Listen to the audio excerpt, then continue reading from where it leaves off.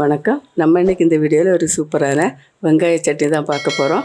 வாங்க, அதுக்கு முன்னாடி நம்ம சேனலை நீங்கள் இது வரைக்கும் சப்ஸ்கிரைப் பண்ணலன்னா சப்ஸ்கிரைப் பண்ணி வச்சுக்கோங்க. அவங்க வீடியோக்குள்ளே போகலாம். இந்த ஈஸியான வெங்காய சட்னி பண்ணுறதுக்கு நான் ஒரு 2 பெரிய வெங்காயம் பெரிய சைஸில் 2 இது மாதிரி கட் பண்ணி வச்சுருக்கேன். 4 பல் பூண்டு எடுத்திருக்கேன்.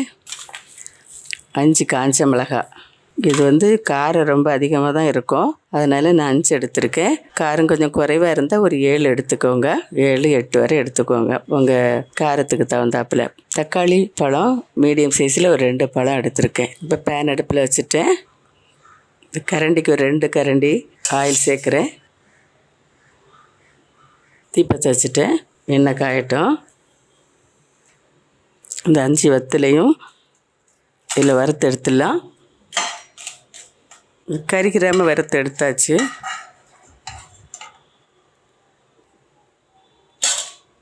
இதுலேயே வெங்காயத்தை போட்டு வதக்கிடலாம். வெங்காயமும் 4 பூண்டும் இதோட சேர்த்து போட்டுட்டேன். இது வதங்கட்டும். கண்ணாடி பதம் வர வரை இதை வதக்கி எடுத்துக்கணும்.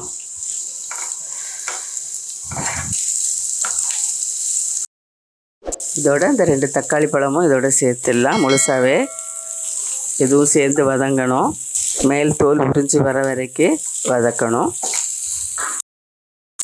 ரொம்ப ஈஸியாக சீக்கிரமாக செய்திடலாம். இப்போ இதுக்கு தேவையான உப்பு சேர்த்துடலாம்.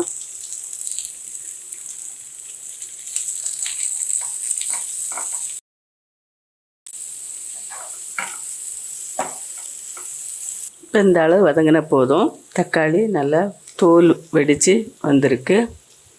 வெங்காயம் நல்லா வதங்கிடுச்சு. இனி அடுப்பு ஆஃப் பண்ணிடலாம். அடுப்பு ஆஃப் பண்ணிவிட்டு இதை ஆற வச்சுருவோம். தக்காளி பழம் நசுக்கி விட்டுருக்கேன். இதை இன்னொரு பாத்திரத்தில் மாற்றிக்கிறேன்.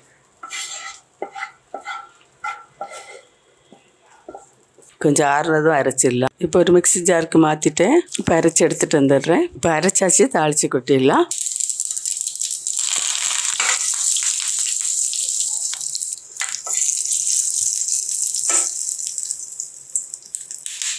இப்போ தாளித்து கொட்டியாச்சு. சூப்பராக ரெடி ஆகிட்டு. நீங்களும் ஒரு தடவை இது மாதிரி செய்து பாருங்கள். மறுபடியும் ஒரு நல்ல ரெசிபியோட தான் உங்களை சந்திக்கிறேன். மறக்காமல் லைக் பண்ணுங்கள், சப்ஸ்கிரைப் பண்ணுங்கள், கமெண்ட் பண்ணுங்கள். நன்றி. God bless you.